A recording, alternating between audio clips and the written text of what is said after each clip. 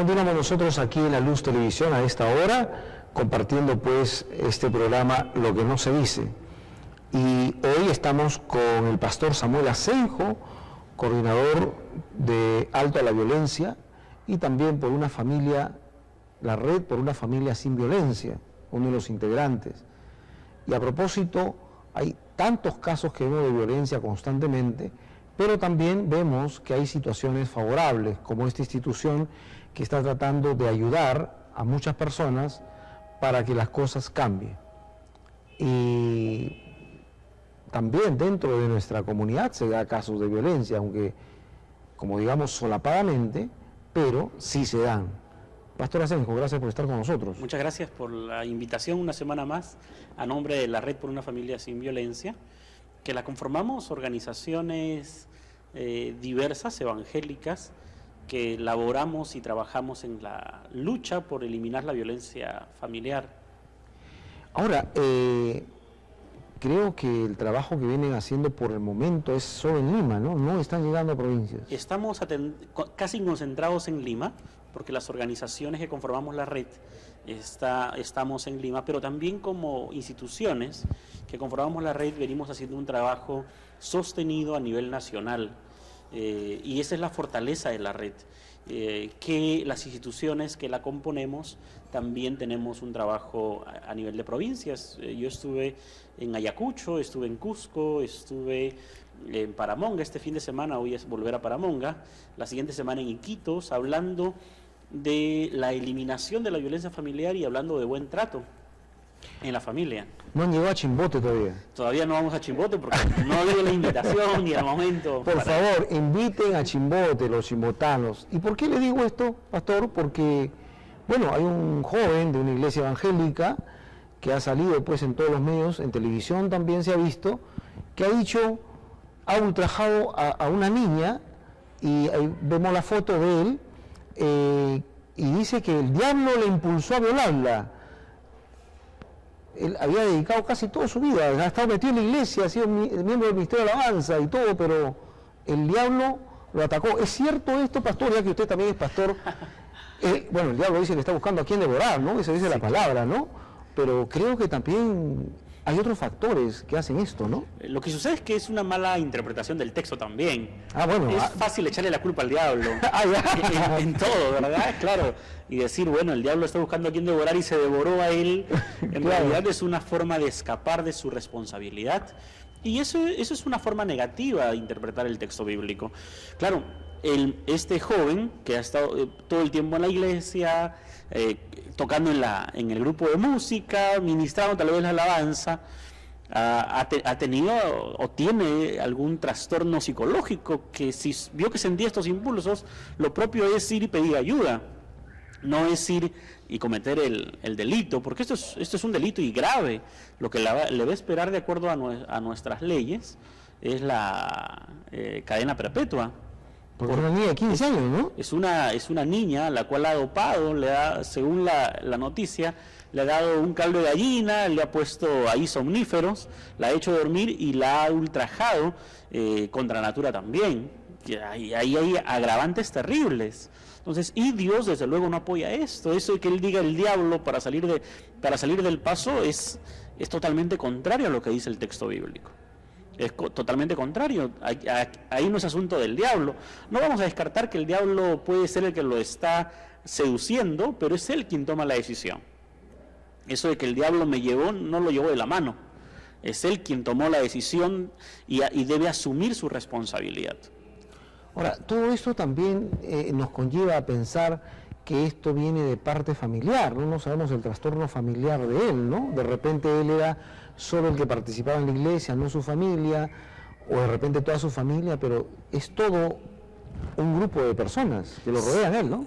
En cierto sentido sí, pero tampoco eso justifica, porque también la realidad nos confronta. Este es un caso de un muchacho que está todo el tiempo en la iglesia, pero así también como criticamos tal vez a la iglesia católica, también en la iglesia evangélica, en la iglesia a las que participamos tal vez, tiene gente, líderes nacionales, líderes regionales, líderes locales, que tienen problemas de violación, muy puestos, sino que no los evidenciamos por un asunto de testimonio. Pero hay que ser autocríticos también con eso.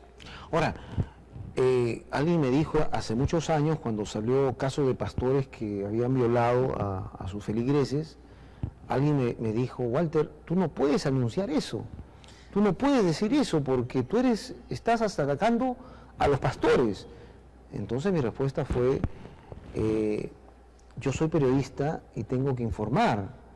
Ahora, lastimosamente me duele que sea un hermano de los míos, pero tampoco puedo decir, no, esa noticia mejor que no se enteren. En ese caso, todos los católicos harían lo mismo y taparían a todos, ¿no? Claro, y eso es lo que no es correcto. Fácilmente podemos criticar a los de afuera porque los consideramos impuros, malos, pecadores, pero cuando el pecado ya está practicándose entre nosotros, lo que hacemos es tratar de taparlos por un asunto de testimonio, y eso no es correcto. Hay que ser autocríticos primero con nosotros, como dice el texto bíblico, y ahí estaría muy bien aplicado. Primero hay que fijarnos dice la TLA, la versión del lenguaje actual, que fijarnos en la basurita que tenemos en nuestros ojos, para luego fijarnos en los demás, en las acciones de los demás. Entonces hay que, más que ponerlo en evidencia para que sea vergüenza, más bien que sea parte de nuestro testimonio, para que vean que somos íntegros como creyentes, como seguidores de Dios, y que no toleramos ningún tipo de delitos o pecados que pueden quitar nuestro testimonio de fe, nuestro sentido de justicia y de dignidad humana. Y que no los tapamos. Y que no los tapamos. Efectivamente, ¿no? Ahora, y sobre todo, y los primeros que se enteran, no somos los medios cristianos, que somos pocos, sino los primeros que se enteran son los medios mundanos, digamos así, seculares, y son los que machacan y dicen, miren, él es evangélico. Sí, claro, que en ellos es curioso, ¿verdad? ¿Sí? Pero cuando hay un evangélico que ha cometido un delito de esta naturaleza sexual contra un niño, un adolescente, lo resaltan y salen todos los medios como pastor o líder religioso, evangélico, hace tal y cual cosa. Y cuando sale alguien que no es evangélico, simplemente no le dan la importancia o la relevancia que debe tener, cuando debería ser tratado en igualdad de condiciones. Sí, como hace el día de ayer el Papa ha destituido a un obispo chileno por haber sido declarado que sí ha violado a muchas feligreses. Sí. ¿No? Y ese es el principio ético, que nosotros como cristianos evangélicos también debemos defender. Por encima de nosotros debe estar el buen trato y la revaloración de la dignidad de las personas, especialmente de aquellas personas que no son consideradas, como en el caso de niños, niñas, adolescentes y mujeres, que son, de acuerdo a las estadísticas que tenemos, los mayores casos de violencia se presentan con ellos, porque el violento o el violador asume que es la persona más indefensa, de la cual se puede aprovechar y sacar provecho de esa situación. Ahora, según yo tengo entendido que el 83%, 85%, de 83 a 85% de actos de violencia son cometidos por personas que están en estado de conciencia. Sí.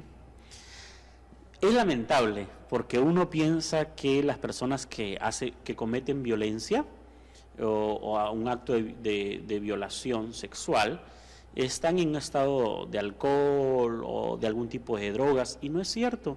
Así como dice, el 85% de los violadores están en estado sobrio, consciente, también los que ocasionan violencia familiar, le pegan a la esposa, le pegan a los hijos, son el 75% de acuerdo a estadísticas. Eso nos quiere decir que no es un problema de ser alcohólico o ser drogadicto. O ser pecador. O ser pecador. Claro. Es un asunto de ser consciente más bien y no haber sido transformado. El machismo en esas personas, que generalmente son hombres, está muy presente en ellos.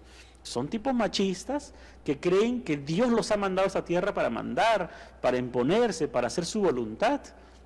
Ahora, y ahí es donde debemos ser transformados. Por ejemplo, en el caso de este chico chimbotano, que él dice que el diablo, ¿no? Entonces le mandó a preparar el caldo de gallina, echarle el somnífero, todo. Él estaba El diablo le mandó a planificar. Creo que eso no estaba consciente, de preparar un caldo de gallina, echarle el somnífero y dárselo de comer. Sí.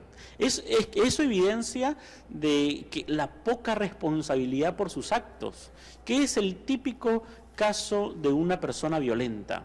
Una persona violenta nunca asume la responsabilidad de sus actos.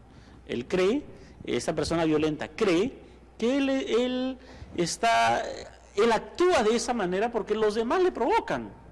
Yo estoy casi seguro que este muchacho está pensando, y bueno, yo la violé porque ella me provocó, ella me insinuó tal vez, casi seguro de eso, porque la mayoría de violadores, cuando violan a una niña o a un niño, dicen, bueno, pero si él se me insinuaba. Muchos de los violadores dicen eso.